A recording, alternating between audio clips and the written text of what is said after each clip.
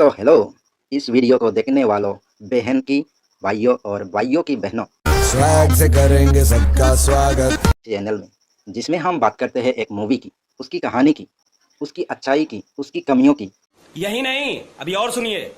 आखिर में आप लोगों के लिए कम वक्त रिव्यू भी कर देते हैं। आज हम लोग बात करने वाले हैं तेलुगु मूवी ब्लाइंड स्पॉट के बारे में, जिसके लीड रोल में नवीन चंद्रा है।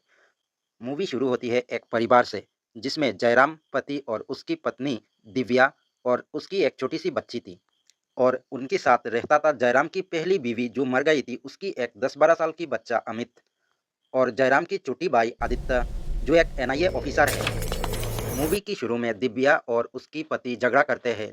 हमारे यहाँ ऐसा ही होता है। दिव्या गुस्से में आके उसकी घर की कामवाली लक्ष्मी को एक थप्पड़ मारती है। जयराम फिर दिव्या को एक थप्पड़ मारती है। Once more! Once more! Once फिर जयराम गुस्से में निकल जाते हैं किसी काम से एयरपोर्ट, और दिव्या भी गुस्से में अपनी कमरे में चली जाती है। पर कुछ समय बाद लक्ष्मी दिव्या की कमरे में जाकर देखता है दिव्या मर चुकी है, फांसी लगाकर। फिर वो पुलिस को फोन करता है और तभी वहाँ पर एंट्री होती है इन्वेस्टिगेटिव ऑफिसर विक्रम की। वो जांच शुरू करता है और एक एक करके शक करता है, पहले तो जयराम पर, फिर उसकी छोटी भाई आदित्य पर, और आखिर में घर की कामवाली लक्ष्मी पर भी शक होता है। हाँ, ये कर लो पहले। फिर धीरे धीरे पता चलता है कि असली मर्डरर तो कामवाली लक्ष्मी की एक 9th में पढ़ती हुई लड़की मानसी, वही असली कातिल है। ये सब क्या देखना पड़ रहा है? अच्छा है मैं अंधा हूँ।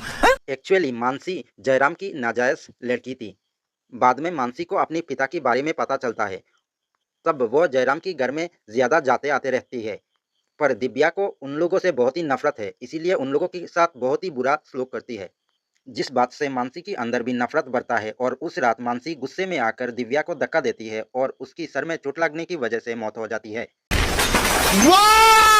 Very dangerous. और पुलिस बाद में मानसी को गिरफ्तार करती है और सब लोगों को अपने अपने घर चले जाते हैं।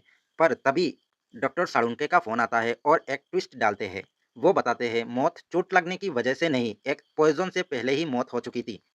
हे भगवान, ये क्या हो रहा है? मेहरबानी करके मुझे समझाइए, मेरी समझ में कुछ। दोबारा इन्वेस्टिगेशन शुरू होता है। इंस्पेक्टर विक्रम फिर से जांच शुरू करते हैं। फिर इंस्पेक्टर विक्रम सभी के ऊपर शक करते हैं और आखिर में पता चलता है असल में मेन मर्डरर है जयराम का पहले वाली बीवी का जो छोटा बच्चा था, वही। बोल रहे हैं पढ़ने निकले वाले छात्रों को राजनीति से दूर रहना चाहिए हैं? अबे पढ़ाई लिखाई में ध्यान लगाओ, आईएएस बनो और देश को संभालो। उसी ने उस रात दिव्या को जूस में मिलाकर एक पॉइजन देता है। देखा आपने लापरवाही का नतीजा है।